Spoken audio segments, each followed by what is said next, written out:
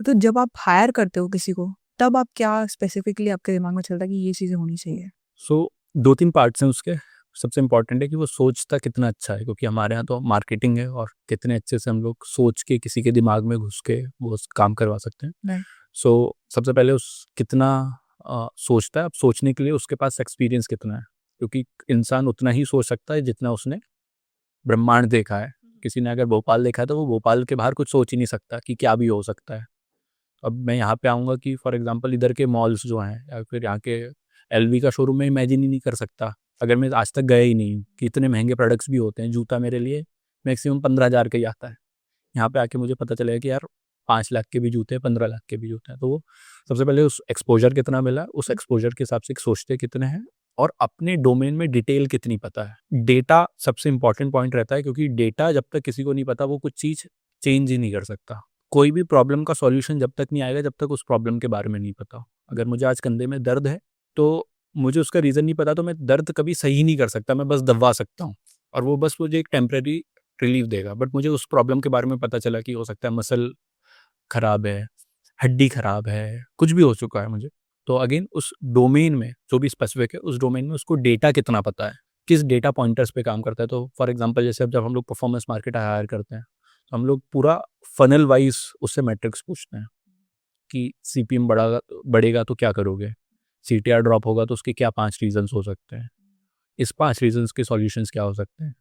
जब एड्स बनाओगे तो एड्स किस किस टाइप के बनाओगे, यूजीसीज बनाओगे या फिर इमेजेस बनाओगे, इमेजेस बनाओगे तो क्यों बनाओगे, उसका रीज़न क्या है। सो उस डोमेन के पूरे डेटा पॉइंट्स, उस डेटा पॉइंट्स पे क्या एक्शन लिया जाएगा, उस एक्शन को लेने के पीछे का रीज़न और फिर वो किस तरीके से सोचता है। ये बड़े इंपॉर्टेंट पॉइंट्स। जब आपकी इतनी हाई परफॉर्मेंस टीम है, तो प्रेशर भी उतना होता होगा, तो आप बर्नआउट से कैसे रोकते हो उनको?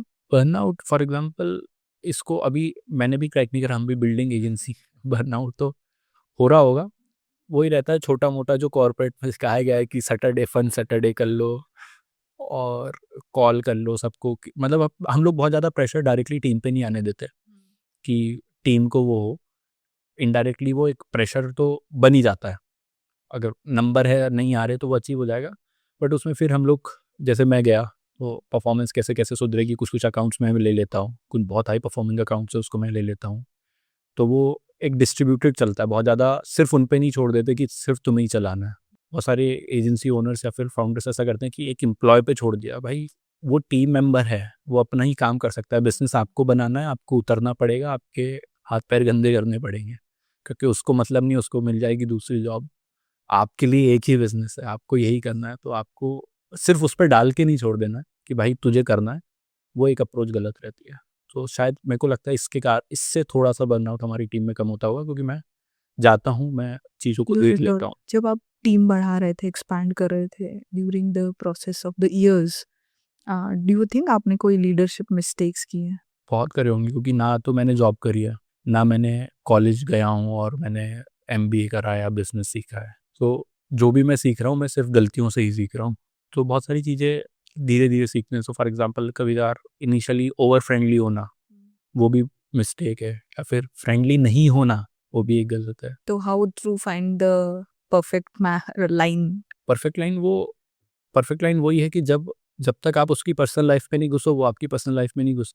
वो एक थिन एरिया है कि आप अगर वो 7 बज चुके हैं 8 बज चुके हैं, हाँ कभी कभार आप लोग बाहर जा सकते हो और डिनर हो सकता है, एक टीम मीटअप हो सकता है, बट आप ना तो आप उनको अपनी पर्सनल लाइफ में इन्वॉल्व करिए कि आप डेली, अगर आप उनसे एक्चुअल काम करवाना चाहते हैं तो अब डेली उनके साथ नहीं घूमिए, ना उनके साथ रहिए और ना आप उनकी पर्सनल लाइफ में घुसिए कि यार तू क्या कर रहा है, ये हो रहा है वो हो रहा है। एक वो एरिया बना के रखें कि उसको कंफर्ट जोन भी लगे कि अगर कुछ प्रॉब्लम है वो बात कर सकता हो आपसे, और इतना कंफर्ट जोन भी नहीं लगे कि कभी आप उसको प्रेशर दो तो वो आपको वापस आके आपको ही प्रेशर देना चालू कर दे। बहुत सारे पॉइंटर्स हैं, वो बस उसी टाइम पे पता चलता है कि फॉर एग्जांपल इनिशियल किसी भी टीम मेंबर्स के 3 मंथ बड़े ज़रूरी हैं। पहले हम लोग ये करा करते थे कि मैं स्टार्टिंग के 2-3 महीने प्रेशर ही नहीं डालता था कि आप देखो अभी इन्वॉल्व करो, बट वो बड़ी मिस्टेक हो जाती है, क्योंकि वो उसको अडॉप्ट हो जाता है उस चीज़ से कि यही मेरा अडेप्टेशन है, मेरे को यही करना है 3 महीने, और जब आप 4th मंथ उस पे डाल दो कि अब ये करना है तो उसको प्रेशर फील होता है ऑल्दो वो पिछली कंपनी में शायद इससे भी ज़्यादा काम कर रहा होगा, या फिर आने वाली कंपनी में अगर छोड़ता भी है तो इससे ज़्यादा काम करेगा, बट यहाँ पे दिक्कत हो जाती है। तो स्टार्टिंग के फर्स्ट 15 डेज आप लीनियंट हो सकते हो, बट उसके बाद आपको बहुत क्लियर क्या क्या काम करना है। भले ही 3 महीने में ज़्यादा काम करवा लो, चौथे महीने में कम कर लो, वो ज़्यादा सही है। तो स्टार्टिंग के 3 मंथ बहुत इंपॉर्टेंट है। उसके बाद ईगो इश्यूज से बचना है। कुछ कुछ लोग रहते हैं वो ईगो के बीच ईगो को ले आते हैं, ईगो टीम को किल करती है। सो एक वरुण माया का अभी वो एक कटास करके सीरीज चला रहा है, मैं सबको रिकमेंड करूंगा वो देखें। तो उसमें एक टीम बिल्डिंग का था, तो इलॉन मस्क के बारे में बता रहे थे। इलॉन मस्क सिर्फ एक काम करता है, वो ये बोल रहा है कि कुछ भी चीज़ जो भी काम हो रहा है उसमें रुकावट नहीं है, वो बस वो रुकावटें रोकता है। एग्जीक्यूशन कहाँ पे रुक रहा है सिर्फ वो उसको स्टॉप करता है। सो बाय चांस हो सकता है कि वो किसी के पास गया और उसने बोला कि इसका कंप्यूटर नहीं चल रहा अच्छा, तो वो कंप्यूटर उठा के एकदम से एनवीडिया के, जो उन्होंने एग्जांपल दिया था वो बता रहा हूँ, कि एनवीडिया के ओनर को फ़ोन कर दिया कि भाई मेरे को कल इतने जीपीयू चाहिए। तो एग्जीक्यूशन बस वही है कि दो लोग बात नहीं कर रहे तो क्यों नहीं बात कर रहे, इसकी दिक्कत है उसकी दिक्कत है, सॉल्व कर दिया। एग्जीक्यूशन को रोकना मतलब जो भी चीज़ ला रही है आपको उसको सॉल्व करना है। तो वो जब आता है तो ये मेनली जब होता है, ये सबसे ज़्यादा होता है थोड़ी जो ज़्यादा कॉरपोरेट से आते हैं, और एजेंसी थोड़ी हमारी यंग वाली चीज़ है, तो वहाँ पे हो जाता है जो 50+ लोग हुए या 35+ हुए। तो इसलिए हम लोगों ने रखे थे 3-4 लोग थे हमारे पास 35+, तो उनका एक अलग काम करने का तरीका था। बट हमारे यहाँ जेनजीज हैं सब मोस्टली, तो इनका काम करने का अलग तरीका है। सब ऐसे क्यों बोलते हैं जेन जी के साथ काम करना मुश्किल है?